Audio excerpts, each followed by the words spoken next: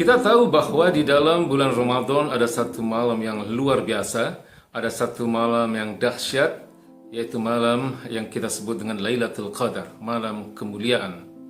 Tapi kita sering lupa bahwa malam itu menjadi malam yang luar biasa, ya, menjadi malam yang dahsyat adalah karena malam itu adalah malam diturunkannya Al-Quranul Karim. Jadi yang membuat malam itu menjadi malam yang dahsyat, yang membuat bahwa Lailatul Qadar adalah satu malam yang luar biasa adalah Al-Quranul Karim. Dengan kata lain bahwa Al-Quranul Karim itu jauh lebih dahsyat dari Lailatul Qadar itu sendiri. Karena Al-Quranul Karim adalah mukjizat terbesar yang diturunkan oleh Allah Subhanahu wa taala kepada nabi terbesar, yaitu baginda Nabi besar Muhammad SAW. Kita sering bertanya, ya, mengapa Al-Quran itu menjadi mukjizat yang terbesar? Ya, mengapa mukjizat yang diberikan kepada Ibrahim yang beliau tidak bisa dibakar, ya, kemudian Nabi Musa dengan tongkatnya yang bisa berubah menjadi ular, atau Nabi Isa yang bisa menghidupkan orang yang sudah mati, ya, dikalahkan oleh mukjizat yang diberikan kepada baginda Nabi besar Muhammad SAW, yaitu Al-Quranul Karim.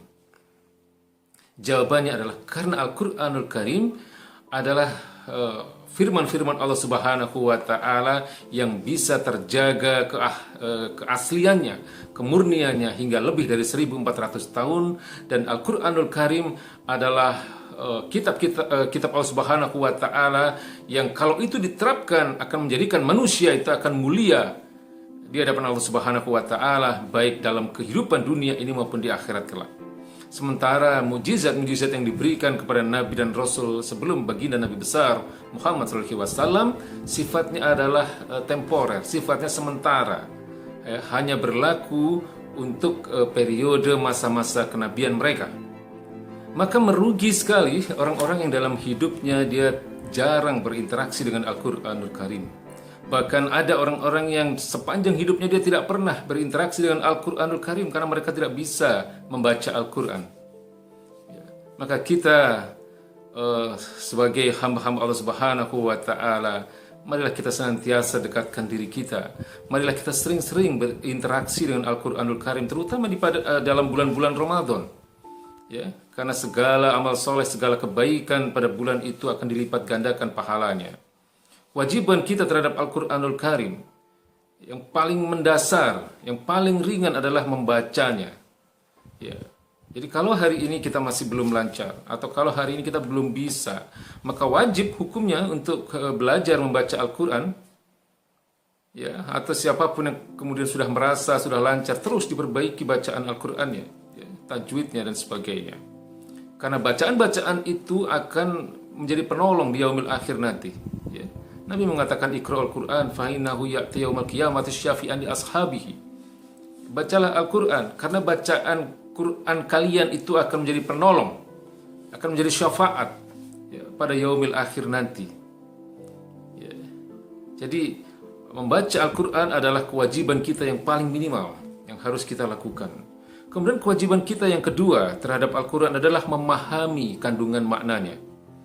Ya, kita upayakan agar kita memahami kandungan maknanya. Kita pelajari penjelasan para ulama, ya, mengenai tafsir dari ayat-ayat yang kita baca tersebut.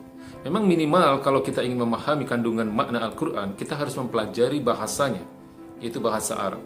Tapi paling tidak, kalau hari ini kita belum bisa, atau katakanlah kita belum belajar bahasa Arab, minimal kita pelajari pendapat para ulama tafsir tentang ayat-ayat yang kita baca. Kita baca terjemahnya dan sebagainya. Kemudian yang kedua atau yang ketiga, ya, setelah memahami kandungan maknanya, kita punya kewajiban juga terhadap Al-Quran, yaitu mendakwahkannya, mengajarkannya. Ya, khairukum man ta'allama al-Quran wa 'allamahu. Yang terbaik di antara kalian, ya, sebaik-baik di antara kalian adalah orang yang belajar Al-Quran dan mengajarkannya. Ya, jadi kalau kita sudah merasa mempunyai kemampuan, ya, kita sudah merasa cukup baik bacaan kita, Kita bisa mengajarkan kepada istri, kepada anak, kepada orang-orang terdekat kita. Ya, minimal itu kita lakukan. Kemudian mendakwahkan isi Al-Quran. Ya, balighu anni walau ayah. Baginda Nabi mengatakan bahwa minimal atau katakanlah sampaikan dariku walaupun itu hanya satu ayat. Ya, jadi dakwah itu bukan tugas para ulama saja. Dakwah itu bukan tugas para ustadz saja. Ya, tapi dakwah atau kewajiban berdakwah itu melekat di dalam diri setiap kaum muslimin. Ya. Kewajiban dakwah itu atau mengajak orang kepada kebaikan, mengajak orang kepada Islam, itu adalah sesuatu yang melekat di dalam diri setiap kaum muslimin. Dan ini pahalanya luar biasa. Ya, karena ketika ada seseorang yang melakukan kebaikan karena dakwah kita, ya, maka kita akan mendapat pahala yang sama tanpa mengurangi pahala yang bersangkutan. Jadi dakwah adalah kewajiban kita dalam hal ini adalah mendakwahkan isi Al-Quran, ya, mengajarkan isi Al-Quran kepada orang lain. Kemudian yang keempat, kewajiban kita terhadap Al-Quran adalah kalau kita punya kemampuan, ya, menghafalnya. Menghafal Al-Quran adalah salah satu kewajiban kita terhadap Al-Quran. Dan orang-orang yang hafal Al-Quran ini juga mempunyai posisi yang sangat mulia di hadapan Allah Subhanahu wa taala. Ya, karena Allah Subhanahu wa taala dalam firman-Nya dikatakan inna nahnu nazzalna dzikra wa inna lahu lahafizun. Sesungguhnya kamilah yang menurunkan Al-Qur'an dan kamilah yang menjaganya. Ya, para ulama menjelaskan bahwa ketika Allah Subhanahu wa taala menggunakan kata kami ini, Allah tidak bekerja sendiri. Allah bekerja dengan para malaikat dan para penghafal Quran ini di dalam menjaga keaslian Al-Quran ini. Maka oleh sebab itu Al-Quran adalah satu-satunya kitab, ya, yang bisa terjaga keasliannya sehingga hari ini selama lebih dari 1400 tahun, dan dia akan terjaga sampai nanti, ya, sampai datangnya hari kiamat. Tidak ada, ya, apapun yang bisa dijaga keahliannya, ya, keasliannya sampai lebih dari 1400 tahun dari generasi ke generasi dan seterusnya. Kemudian kewajiban kita yang terakhir, kewajiban kita yang kelima adalah kewajiban terbesar terhadap Al-Quranul Karim, yaitu kewajiban di dalam menerapkan isi Al-Quranul Karim. Karena itulah sesungguhnya yang menjadi tujuan diturunkannya Al-Quran. Allah katakan, "Dzalika kitabul la raiba fihi hudal lil muttaqin." Tidak ada keraguan di dalam kitab ini, ya, bahwa kitab ini adalah petunjuk kehidupan bagi orang-orang yang bertakwa. Allah Subhanahu wa taala katakan bahwa Al-Qur'an adalah hudan, ya, bukan qiraatan. Jadi Allah tidak mengatakan bahwa dzalika kitabul la raiba fihi qiraatan lil muttaqin. Ya. Artinya bahwa Al-Quran ini bukan sekedar hanya untuk dibaca. Meskipun dengan membaca itu pahalanya juga luar biasa. Tetapi sebenarnya tujuan diturunkannya Al-Quran atau kewajiban terbesar yang mesti kita lakukan terhadap Al-Quran adalah menerapkan di dalam kehidupan ini. Itulah kemudian yang menjadikan Al-Quran ini sebagai mukjizat terbesar. Karena siapapun yang akan menerapkan isi Al-Quran dalam kehidupannya, ya, siapapun, bahkan negara manapun yang kemudian menerapkan isi Al-Quran sebagai aturan-aturan kehidupannya, maka Allah akan muliakan mereka. Innallaha yarfa'u bihadzal kitabi aqwaman. Sesungguhnya Allah akan meninggikan derajat suatu kaum dengan kitab ini.